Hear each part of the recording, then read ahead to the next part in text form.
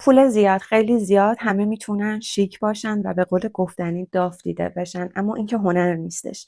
این که ما بتونیم یه سری روتین ساده رو وارد لایف استایلمون بکنیم و تغییرات شگفت انگیزی رو روی پوست و مو و ظاهر و اخلاق و همه چیزمون ببینیم که ارزش داره و اهمیت داره. البته پول زیاد دلیل بر این نمیشه که آدم‌ها سلیقه خوبی توی استایل و اکسسوری و آرایش و داشته باشن. به خاطر همین بهتون پیشنهاد میکنم تا انتها این ویدیو رو حتما نگاه کنید.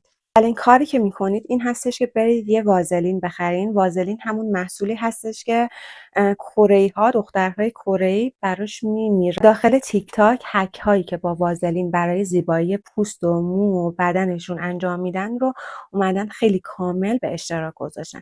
قضیه وازلین و عطر رو که فکر کنم همتون میدونین. این هستش که بیاین وازلین رو به این قسمت دستتون بزنید تا عطرتون موندگارتر بشه وقتی که عطر رو به این قسمت میزنید. اما کار دیگه ای که انجام میده جدا از این که ماندگاری اون عطر رو خیلی بالاتر میبره، این هستش که جلوی پخش بوی تند عطرتون رو میگیره. چون شما بهتر از من میدونید وقتی که ما یه جایی میریم، وقتی که عطر ما خیلی تند باشه و بوی زیادی داشته باشه اصلا خوشایند نیستش برای آدم ها. پس بهتره که این پخش بو رو به این روش کنترلش بکنیم، یعنی با زدن وازلین. خیلیاتون میایین عطر رو به گردنتون میزنید که خیلی هم حالا توصیه شده بود و من خودم همین کار رو خیلی زیاد میکردم، اما تحقیقات خیلی زیادی ثابت کرد که خیلی از عطرها یه ماده داخلشون هستش که به نور خورشید واکنش نشون میدن و باعث تیرگی و لک شدن اون ناحیه میشن.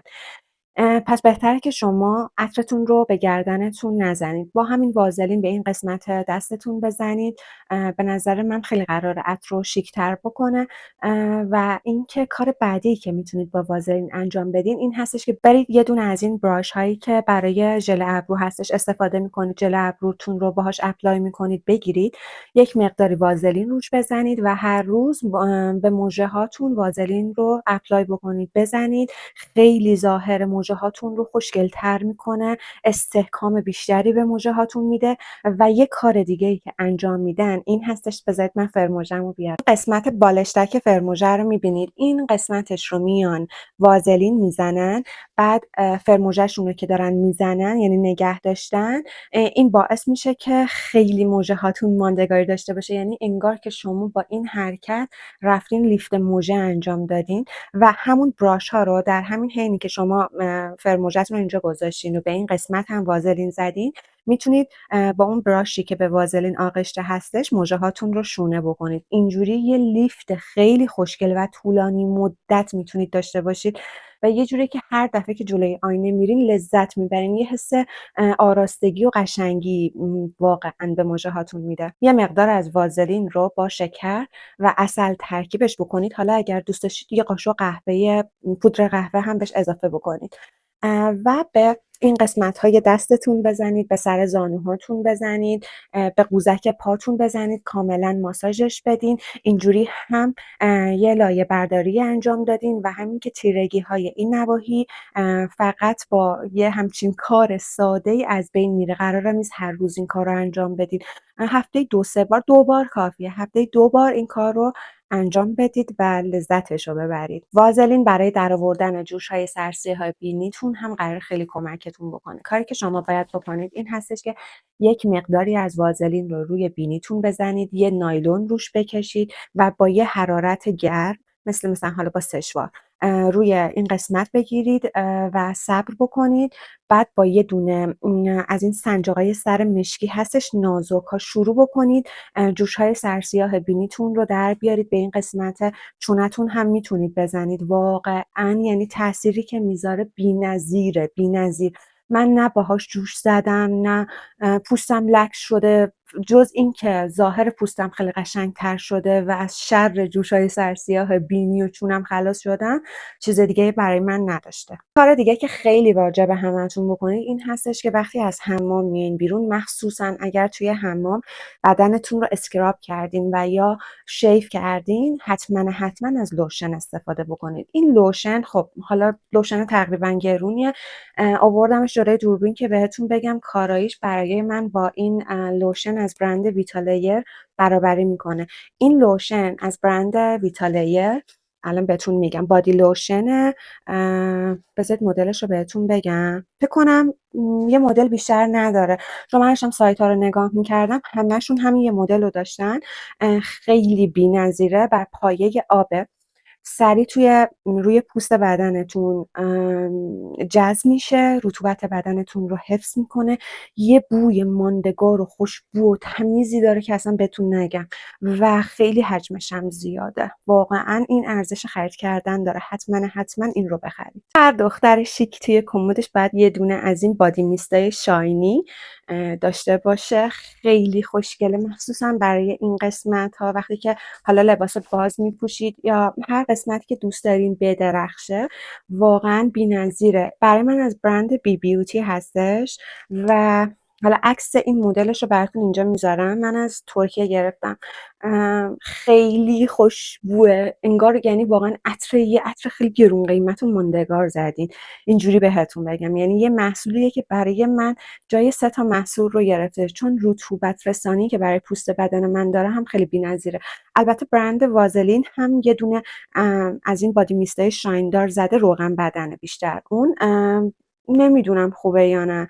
من ترجیح میدم که بادی میستم عطر گرم و خوبی هم داشته باشه. حالا اگر شما استفاده کردین اون محصول رو، توی کامنت ها بگین که بچه ها بخرن. یه کرم دست همیشه بغل تختتون داشته باشید که یادتون نره که در طول روز حتما کرم دست رو حتما به دستتون بزنید. بچه نمیدونم چرا راجع به این موضوع خیلی کم صحبت میکنن، که بیشتر از هر چیزی هم مهمه. یه دونه همیشه توی کیفتون داشته باشید، یه کرم دست خوب بگیرید و همیشه همراه خودتون داشته باشید، چون به نظر من زیبایی و لطافت دستای یه دختر واقعا خیلی مهمه، خیلی مهمه.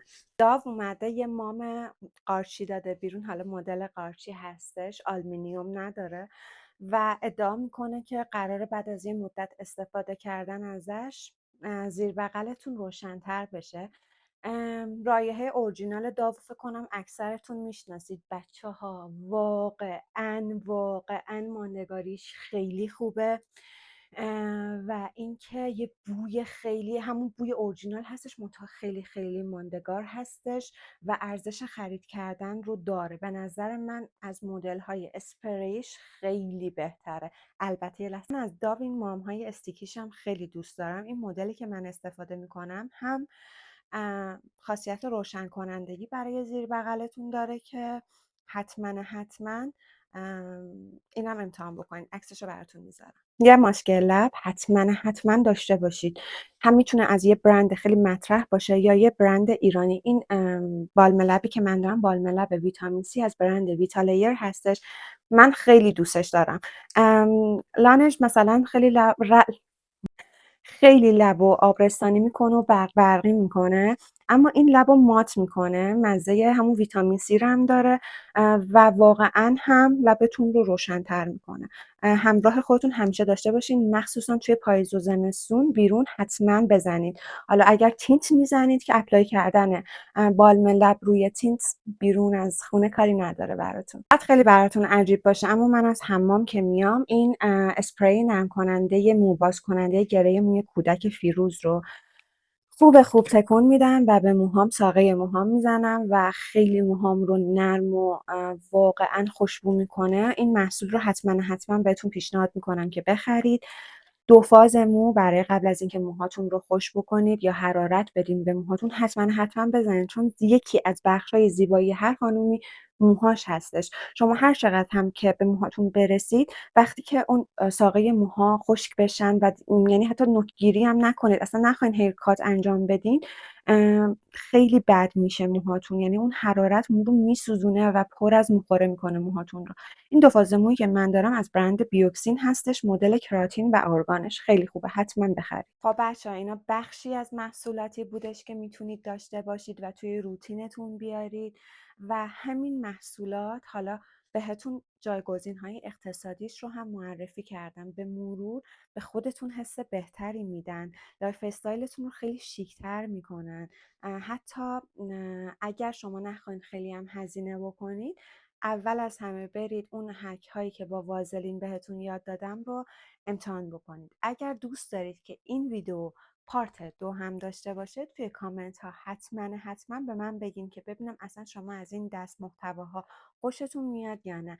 و اگر این ویدیو براتون مفید بود ممنون میشم که حتما لایک کنید و کانال من رو سابسکرایب کنید.